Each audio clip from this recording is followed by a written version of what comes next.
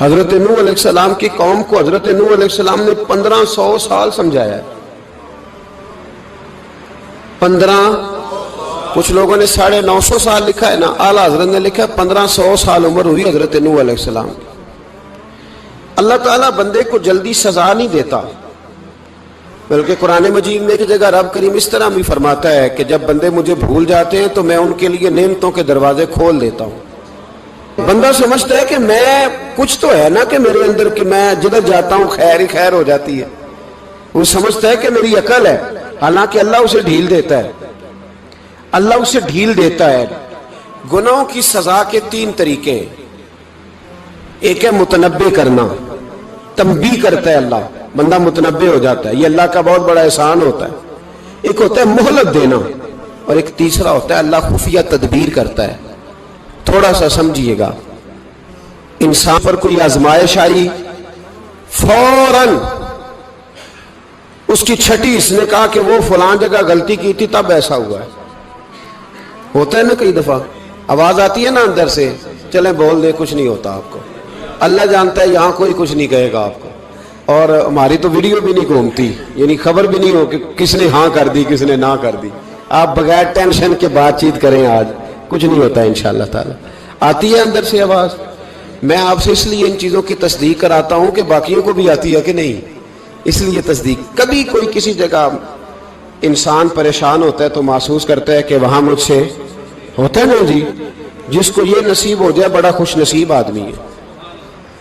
حضرت مولا علی فرماتے ہیں اگر تجھے دنیا میں سزا مل گئی تو بچ گیا ہے، سمجھ پھر اللہ کرم کرے گا، آخرت میں سزا نہیں دے گا. اور یہ یاد رکھ لے، وما اصابکم من مصیبت فبما کسبت ایدیکم ویعفو عن کثیر. اللہ فرماتا ہے دنیا میں تجھے جو بھی تکلیف پہنچتی ہے وہ تیرے ہاتھوں کے کرتوتوں کی وجہ سے پہنچتی. ویعفو عن کثیر، فرمایا کثیر گناہ تو میں ویسے ہی معاف کر دیتا ہوں. یہ جو تیری زندگی میں دکھ ہے نا، یہ بھی میری قلیل سزائیں ہیں. یہ کثیر پر سزا، یہ قلیل ہے قلیل. یہ جو تمہاری زندگی میں تکلیفیں، انسان کو سزا ملتی. حضرت فضیل بن عیاض رحمۃ اللہ تعالی علیہ گھوڑے پہ بیٹھے تھے، گھوڑا شرارت کرنے لگ گیا،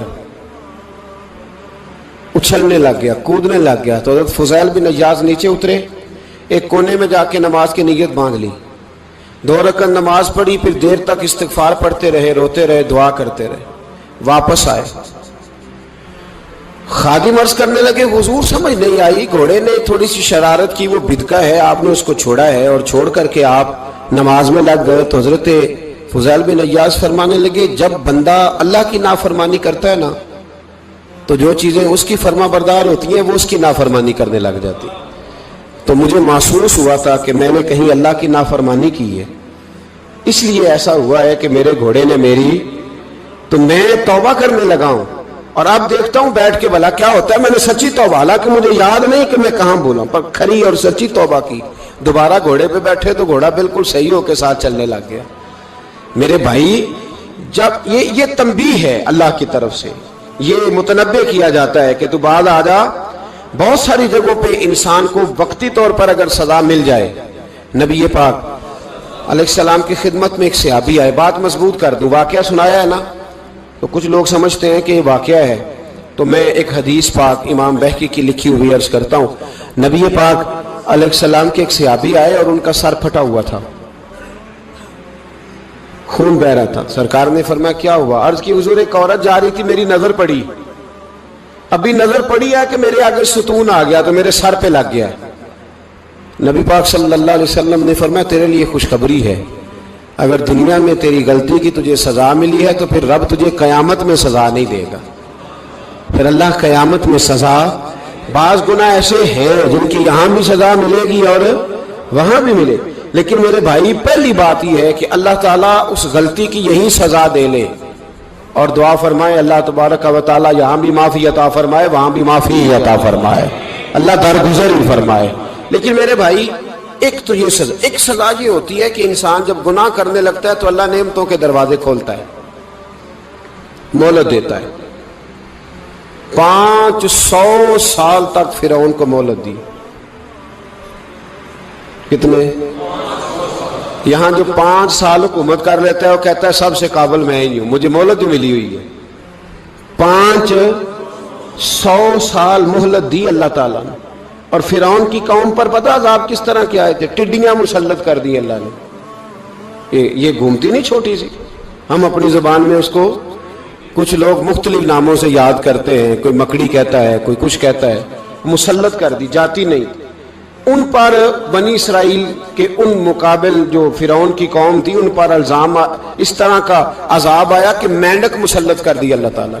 برتن کھولتے تھے اندر مینڈک نکلتا تھا، دنیا کی ہر دوائی استعمال کرتے تھے لیکن مینڈک نکل آتا تھا. تھوڑا سا سمجھا کریں چیزوں کو. ہمارے رنگ نہیں زیادہ گورے کہ ہم پر عذاب نہیں آتا. کوئی بہت زیادہ اللہ تعالیٰ معاف فرمائے دولت نہیں جمع کرا بیٹھے شاہی خزانے میں کہ ہم سے پوچھا نہیں جائے گا. یہ مہلت ہے، مہلت کو مہلت سمجھو. پھر جب پکڑ آتی ہے نا اللہ کریم کی، میں نے دیکھا ہے کروڑوں روپیہ، 6 اولادیں. ایک شخص کے بچے باہر سے آ رہے تھے، وہ بندہ بیمار تھا. مجھے کہنے لگا حضرت جی دعا کریں میں ان کے آنے سے پہلے مر جاؤں ورنہ آ کے مجھے مار دیں گے. دعا کریں. اتنی بے سکونی، کروڑوں روپیہ پڑا ہے تو یہ عذاب نہیں؟ کوئی ضروری ہے کہ پتھر ہی برسیں گے تو سمجھ آئے گی؟ یہ جو سگا بیٹا بوڑھے باپ کے قریب سے گزر جاتا ہے سلام نہیں لیتا تو اس کو عذاب نہیں سمجھتے؟ یہ جو امت کی بیٹیاں، امت کی بچیاں، ہماری بچیاں ایک سال کے اندر 75,000 ہزار بچی ایک ڈویژن سے بھاگ کے شادی کر رہی ہے اور ایک صوبے سے. تو اس کو آپ اللہ کا عذاب نہیں سمجھتے؟ یہ معمولی بات ہے. نہیں ہمارے رنگ ہو رہے ہیں، ہم بڑے سمارٹ ہیں. 1500 سال مہلت دی نوح علیہ السلام کی قوم کو. کتنے سال؟ بول کے بتائیے، بول کے دوبارہ بولیے. 1500 سال. کوئی آدمی اپنی سمارٹنس پہ خوش نہ ہو جائے کہ 20 سال ہو گئے میں تو نافرمانی بھی کر رہا ہوں، روٹی بھی پک رہی ہے، میں تو حرام بھی کھا رہا ہوں، پھر بھی سب ٹھیک ہے. 1500 سال مہلت دی. پھر حضرت نوح کہنے لگے اللہ میں نے تو بڑا سمجھایا نہیں باز آتے. تو رب کریم نے فرمایا کشتی بناؤ. اللہ کے پیغمبر کشتی بنانے لگے تو قوم مذاق اڑانے لگ گئی. اب کیا کرنے لگے ہو؟ اب کشتی بنانے لگے ہو، خیر تو ہے، قوم مذاق اڑا رہی ہے. حضرت نوح علیہ السلام کا آپ نے کشتی بنائی، پانی کہاں سے نکلا؟ نہ بارشیں ہوئی نہ سیلاب آئے. ایک تندور تھا اس کے اندر سے پانی نکلنا شروع ہو گیا. کبھی تندور سے بھی پانی نکلا ہے، پر جب نکالنے والا چاہتا ہے تو وہاں سے بھی ایک تندور سے پانی نکلا. اتنا نکلا، اتنا نکلا، اتنا نکلا کہ قوم ساری ڈوب گئی. قرآن مجید کے صفحات شہادت دیں گے کہ حضرت نوح کی قوم کا بچہ بہ گیا. بچے صرف وہ تھے جو حضرت نوح کے ساتھ ہو گئے، تباہ ہو گئی. اللہ بے نیاز ہے، بے نیاز. 1500 سال مہلت ملے اور تو پھر بھی کہے رب بڑا کریم ہے معاف کر دے گا. 1500 سال تجھے گنجائش دے اور تو کہے کوئی نہیں بات معافی ملنی چاہیے ابھی بھی. میرے بھائی حضرت صالح علیہ السلام کی قوم، حضرت صالح نے تبلیغ شروع کی تو کہنے لگے پہلے معجزہ دکھاؤ. جی آج تو نہیں لوگ معجزے مانگتے. آج بھی لوگ کرامتے اور معجزے، اللہ معاف کرے جو چیزیں معجزہ تو ہو نہیں نہ سکتا لیکن آج بھی لوگ، آپ یقین کریں، کہتے ہیں یہ بڑی نمازیں پڑھتا ہے تو پھر بخشا کیوں نہیں گیا، پھر کیوں نہیں منو سلوا کیوں نہیں اترا اس پر، پھر میں بھی اسی طرح ہی ہوں، کیا اس کے اندر خوبی آ گئی؟ مولوی بھی ویسے ہی ہے، صوفی بھی ویسے ہی ہے. لوگ مانگ نہیں رہے، لوگ دلیلیں مانگ نہیں رہے. ابھی بھی لوگ بحث نہیں کرتے. کیا فرق آ گیا جی؟ ویسے ہی ہیں سارے. اللہ تعالیٰ سے ڈرنا چاہیے. ہمیں سامنے والے کی طرف دیکھ کر صحیح ہونے کا حکم نہیں ہے، ہمیں اپنی اصلاح کا حکم ہے. اپنی طرف دیکھ کے اپنے آپ کو ٹھیک کرنے کا. الزام لگا کے گزر جانا اس کا کوئی مطلب؟ سنو اور یاد رکھو. حضرت صالح علیہ السلام سے کہنے لگے پہلے معجزہ دکھائیں تو حضرت صالح علیہ السلام نے فرمایا اونٹ کہاں سے پیدا ہوتے ہیں؟ کہا اونٹنی کے بطن سے. فرمایا آؤ میں تمہیں پہاڑ کے اندر سے اونٹنی پیدا کر کے دکھاتا ہوں. کہاں سے؟ پہاڑ کے اندر سے. حضرت نوح ساتھ لے کے گئے تو پہاڑ کے اندر سے اونٹنی نکلی اور اونٹنی بھی گابن تھی. اس کے پیٹ میں بچہ، اور اونٹنی اتنا دودھ دیتی تھی کہ ساری بستی دودھ پی جاتی تھی، پھر بھی دودھ بچ جایا کرتا تھا۔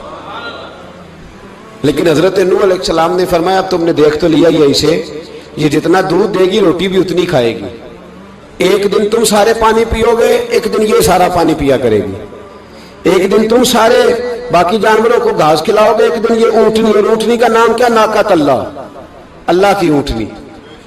کس کی اونٹنی؟ نام کیا ہے؟ اللہ کی، یہ اللہ کی اونٹنی ہے۔ تو حضرت نوح علیہ السلام کی اونٹنی فرمایا اس کی بے ادبی نہ کرنا۔ باز نہیں آئے لوگ، باز نہیں آئے، کہنے لگا جی دودھ دینا تو ٹھیک ہے، پر یہ جو سارا پانی پی جاتی ہے نا یہ صحیح نہیں، یہ جو ساری گھاس کھا جاتی ہے یہ نہیں ٹھیک، دودھ دینا تو ٹھیک ہے پر یہ نہیں صحیح۔ آپ نے فرمایا اسے کچھ نہ کہنا، اللہ کی اونٹنی ہے۔ میں کہا کرتا ہوں ان لوگوں نے ناقۃ اللہ کی بے ادبی کی، حضرت نوح علیہ السلام کی اونٹنی کی ٹانگیں کاٹ دی، صالح علیہ السلام کی۔ اور دیکھو اللہ بڑا بے نیاز ہے، اگر پیدا کرنا جانتا ہے تو حفاظت کرنی نہیں جانتا، لیکن رب کریم نے فرمایا نہ کرنا۔ انہوں نے ان کے پیر کاٹ دیے، کانوں پہ چھریاں لگائیں۔ اونٹنی جب مر گئی، اونٹنی اللہ تبارک و تعالیٰ کی وہ اونٹنی جب مر گئی تو حضرت صالح علیہ السلام کی قوم پر رب کریم نے زلزلہ بھیجا، اذا زلزلت الارض زلزالہا، جب زلزلے آئیں گے اور جب ان کا زلزلہ آنا زلزلہ آتا ہے نا کیا کرتی ہے قوم؟ لا الہ الا اللہ، لا الہ الا اللہ، کلمے جاری ہو جاتے۔ بلکہ ایک دفعہ ایسا بھی ہوا کہ مسجدوں میں اعلان ہونے لگے زلزلہ آ رہا ہے، جو فجر کے لیے نہیں اٹھے زلزلے کے لیے وہ بھی اٹھ گئے، جن کا دعویٰ ہے نا میری سویرے آنکھ نہیں کھلتی، ان کی لگی نہیں کتنے گھنٹے، بعد میں بھی نہیں لگی، ٹی وی پہ اعلان ہوتے رہے کوئی نہیں آ رہا سو جاؤ چپ کر کے، لیکن آنکھ لگی۔ موت سے تو ڈرتا ہے، اللہ سے ڈرتا ہی نہیں، موت کا خوف ہے رب کا نہیں۔ زلزلہ آیا ساری قوم تباہ ہو گئی۔ بتاؤ اگر ناقۃ اللہ کی گستاخی ہو تو اللہ ناراض ہو جاتا ہے، اور اگر اولیاء اللہ کی ہو، اگر اولیاء اللہ کی ہو تو رب ناراض نہیں ہوتا؟ شرم نہیں آتی لوگوں کو داتا صاحب کی بے ادبی کرتے؟ شرم نہیں آتی لوگوں کو غوث اعظم کی گستاخی کرتے؟ حیا نہیں آتی جنہوں نے دین پھیلایا ان کی بے ادبی؟ میں درد سے کہتا ہوں، رو کے کہتا ہوں، اور اگر کلیجہ پھٹ سکے تو میں دکھاؤں زخم کتنے۔ ایک حج کے موقع پر ایک بابا جی، اس سال 4,80,000 روپے کا پرائیویٹ حج تھا، اور بابا جی کی کیفیت کمزور تھی، بیچارے بیمار تھے، اس کے باوجود وہ گئے۔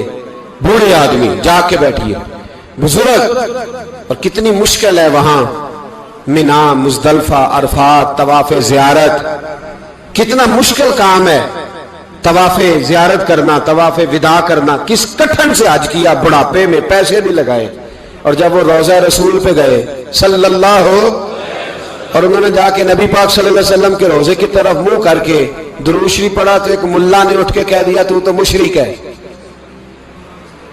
تو میری روح کانپی، میں نے کہا تجھے شرم نہیں آئی، حیا نہیں آئی؟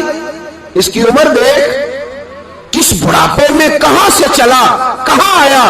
یہ مشرک ہوتا تو کسی مندر میں جاتا، یہ مشرک ہوتا تو کسی گرجے میں جاتا، یہ مشرک نہیں، یہ مومن ہے، اور یہ وہ والا مومن ہے جس کے سینے میں دل جب دھڑکتا ہے تو خالی دھڑکتا نہیں، ساتھ وہ محمد عربی پہ درود و سلام بھی پڑھتا ہے۔ شرم نہیں آتی لوگوں کو؟ اتنی بڑی گستاخی کرتے، جو روضہ رسول پہ آیا مشرک ہے۔ میں نے جو مولوی کو صاف صاف کہا تھا، میں نے کہا اگر میں مشرک ہوں تو نکالو، مشرک کا داخلہ تو یہاں ویسے ہی منع ہے۔ شرم نہیں آتی؟ اپنی زبان کا ایک پاس کرو کچھ۔ اتنا ظلم، اتنی بڑی فرقہ واریت امت میں، اتنا امت کو تقسیم کرتے ہو، تمہیں شرم نہیں آتی؟ جہاں سے اتحاد کا پیغام دینا چاہیے وہاں سے تم لوگوں کو فرقے کا پیغام دیتے ہو، ایک مقصود فرقے کی تبلیغ کرتے ہو۔ خدا رہا تو میں کہہ رہا ہوں ناقۃ اللہ کی بے ادبی پہ عذاب آتا ہے، تو اولیاء اللہ کی بے ادبی پہ نہیں آتا۔ داتا صاحب ساری زندگی تبلیغ کرتے رہے، ایک آدمی نے اٹھ کے کہہ دیا جناب وہ تو شرک کا اڈا ہے، تو رب کریم ناراض نہیں ہوتا ان باتوں سے؟ ہمیں خیال کرنا چاہیے، اللہ سے ڈرنا چاہیے۔ ان چیزوں سے عذاب آتا ہے اور آ رہا ہے، اللہ تعالی ہمیں محفوظ فرمائے۔ اللہ ہمیں اس سے، قوم لوط پہ بھی عذاب آیا، ہم جنس پرستی، مرد مردوں سے بدکاری کرتے، حضرت نوح نے سمجھایا کہ یہ کام درست فطرت کے خلاف ہے، یہ کام درست نہیں۔ جب انسان یہ کام کرتا ہے تو زمین اور آسمان کانپتے ہیں۔ اب میں کیسے کھول کے بتاؤں، میرے پاس اعداد و شمار ہیں کہ پاکستان کے اندر اس کام کی کیفیت کیا ہے اور کس طرح کر کے لوگ، میں تو رونا روتا رہتا ہوں داڑھی کا۔ لوگ کئی دفعہ کہتے ہیں حضرت صاحب پہلے بھی آئے تھے تو داڑھی کی بات، پھر بھی آئے تو داڑھی کی بات، تو میں رونا روتا ہوں۔ اس لیے روتا ہوں کہ جو کلین شیو نوجوان ہوتا ہے وہ امرد کے حکم میں ہے، اس پر وہی حکم لگتا ہے جو عورت پہ لگتا ہے۔ اس کے ساتھ مرد کا اٹھنا بیٹھنا اسی طرح ناجائز ہے جس طرح عورت کے ساتھ۔ حضرت جنید بغدادی رحمت اللہ تعالی علیہ کے سامنے ایک شخص نے کہا وہ کتنا خوبصورت نوجوان جا رہا ہے، تو آپ فرمانے لگے تو حافظ قرآن نہیں؟ کہا ہاں۔ فرمانے لگے جا اپنے حفظ کی خیر بنا۔ وہ شخص کہتا ہے میں نے اس بغیر داڑھی والے کلین شیو نوجوان کو بری نظر سے دیکھا، مجھے قرآن پاک ہی بھول گیا، سارا قرآن پاک بھول۔ اور کتنے سال میں دعائیں کرتا رہا، بیت اللہ کے طواف کرتا رہا، میں یاد بھی کرتا تو نہیں ہوتا۔ کیسے اب تو ہمارا نعت کہاں بیوٹی پارلر سے ہو کے آتا ہے، ہم کسی اور کو کیا پیغام دیں؟ وہ پیغام، وہ نظام، وہ طریقہ کار جس کا حکم تھا شریعت میں، قوم لوط پر عذاب آیا۔ صحیح بیٹھتے ہوں گے بچے جو موٹر سائیکلوں پہ بیٹھتے ہیں، میں نے گجرانوالہ کی سڑکوں پہ بچوں کو، نوجوانوں کو جو تماشے کرتے سر عام دیکھا ہے تو مجھے ڈر لگتا ہے، اور کوئی روکنے والا نہیں، شغل ہو رہا ہے، ہنس رہے ہیں، اور سامنے عورتیں بھی ہیں، سب ہو رہا ہے۔ کتنی تکلیف کی بات۔ حضرت نوح کی قوم یہ کام کرتی تھی، قرآن پاک نے بیان کیا ہے۔ حضرت نوح نے سمجھایا، فرمایا رب کریم نے تمہیں اپنی خواہش پوری کرنے کے لیے جائز طریقہ عطا فرمایا، عورتوں سے نکاح کرو، اور اس نکاح کی برکت سے جو اللہ تمہیں اولاد دے گا اس کو اللہ تبارک و تعالیٰ تمہارے لیے باعث بخشش بھی فرمائے گا۔ لیکن جب قوم نہ مانی تو جو قوم میں لوط کا عمل کرے اس کا علاج قرآن نے بیان فرمایا کہ آسمان سے پتھر برسیں گے، پھر پتھر برسے، اور جن کے بڑے بڑے اچھے دماغ تھے ان کے دماغ چکنا چور کر دیے گئے، تباہ کر دیے گئے، ان کے دماغ زمین پر بچھاڑ دیا گیا۔ اللہ مہلت دیتا ہے، لیکن اس کا مطلب یہ نہیں کہ انسان توبہ ہی نہ کرے۔ حضرت شعیب علیہ السلام کی قوم پر بھی عذاب آیا، اس لیے کہ بددیانتی کرتی تھی، ناپ تول میں کمی کرتی تھی۔ میں نے کہا تھا شب قدر کی رات کہ یہ کوئی تماشا ہے کہ شب رات آئی تو ساری رات روتے رہے، یا اللہ معاف کر دے، یا اللہ معاف کر دے، رو رو کے چیخے مار مار روئے۔ شب قدر آئی تو پھر چیخے ماری، ساری رات روئے۔ تو جس بندے کا پروگرام ہی نہیں سویرے بدلنے کا، دکان پہ بیٹھ کے پھر وہی ناپ تول میں کمی، پھر وہ اللہ تعالیٰ معاف کرے۔ میں ایک مضمون پڑھ رہا تھا تو وہ فوڈ کے اسپیشل لوگ تمہیں لکھا تھا مہربانی کرو ملاوٹ ہی اچھی چیز کی کر لو، مرچ میں کیری تو نہ ملاؤ اینٹوں کی، وہ تو بیمار کرتی ہے، وہ تو خون کی آنتوں کو روک دیتی ہے۔ وہ کہنے لگا، اور وہ کہتا میں تمہیں بتاتا ہوں کون کون سی چیز ملائی جا سکتی ہے، وہ ملا لو۔ خدا را اس قوم پہ رحم کرو، مہربانی۔ ایک دوست ہے ہمارے، میں وزیر آباد میں ان کے گھر بیٹھا تھا تو ایک میڈیکل، میرا کسی شخص پہ اعتراض کرنے کا میں مجموعی بات کرتا ہوں۔ میں ایسے ڈاکٹروں کو جانتا ہوں جو اللہ تعالیٰ فضل کرے سچ مچ کے نیک ہیں، اچھے لوگ۔ تو بچے کا میڈیکل سٹور ہے، تو والد بیمار ہو گیا، تو کہتا ہے ابا جی ڈاکٹر صاحب نے کہا آپ کو ڈرپ لگنی ہے، تو سگے باپ کو ڈرپ لگانے لگا، تو باپ کیا کہتا ہے پتر تیری مہربانی، مینوں کوئی اصلی لائی، وہ نہ لائیں جڑی لوکاں نوں لانا ہے۔ اب وہ پیار سے سنا رہا ہے بات۔ میں نے اسے کہا کہ یہ تو ڈوب مرنے کا مقام ہے نا، ڈوب مرنے کا مقام، کہ جس ملک کے اندر دوائی بھی صحیح نہ بکے، اصلی نہ ملے دوائی بھی، اور پھر وہ قوم کہے کہ ہم نے تو پورے روزے رکھے، ہم نے تو بڑا صدقہ اور خیرات کیا، دوائی بھی اثر نہ ملے۔ جناب شعیب علیہ السلام کی قوم ناپ تول میں کمی کرتی تھی، تو اللہ تبارک و تعالیٰ نے ان پر بتا عذاب کس طرح کا بھیجا، شدید گرمی ہوئی۔ اللہ ہمیں محفوظ فرمائے، سارے آمین کہہ دیا۔ دیکھیں کتنا اچھا موسم کر دیا رب کریم، اللہ ہمیں محفوظ فرمائے، اللہ رحمت فرمائے۔ شدید گرمی کی لہر آئی، باہر اتنی گرمی ہوئی کہ لوگ اپنے گھروں میں گھس گئے۔ جس طرح سورج کی شعاعیں گھروں کے اندر داخل ہو جاتی ہے، اس طرح گرمی کی لہر اندر داخل ہوئی، اور جس طرح کسی کو آگ لگ جائے تو وہ آدمی اچھلتا کودتا ہے نا، اس طرح یہ لوگ اچھلنے لگے اور اچھل کود کے مر گئے. جرم کیا تھا؟ ناپ تول میں کمی کرتے. حضرت داؤد کی قوم بھی تباہ ہوئی. جرم کیا تھا؟ ہفتے والے دن مچھلیاں نہیں پکڑنی تو یہ پکڑتے تھے. حکم ہے نا مسلمان کو نماز کے ٹائم کوئی اور کام نہیں کرنا, نماز پڑھنی ہے. میرا خیال ہے مسلمان تو فٹافٹ آ جاتے ہیں, سارے ہی پہنچ جاتے ہیں نا مسجدوں میں. ہلکا ہلکا بول رہے ہیں آپ, کیوں نہیں پہنچتے؟ اگر حضرت سیدنا, اور پتہ انہیں سزا کیا ملی؟ اللہ نے فرمایا اس ٹائم عبادت کرنا ہے, کام نہیں کرنا, وقت نہیں ہے کام کا. انہوں نے مچھلیاں پکڑی, 12,000 لوگ تھے. پتہ ہے مالک نے سزا کیا دی؟ بندر بنا دیا اللہ کریم. قرآن مجید کا پہلا سپارہ پڑھے, فَجَعَلْنَاهَا نَكَالًا لِمَا بَيْنَ يَدَيْهَا وَمَا خَلْفَهَا. اللہ فرماتے ہیں پچھلوں کے لیے بھی عبرت بنا دیا, بعد والوں کے لیے بھی عبرت, نشان عبرت بنا دیا. بندر بن گئے.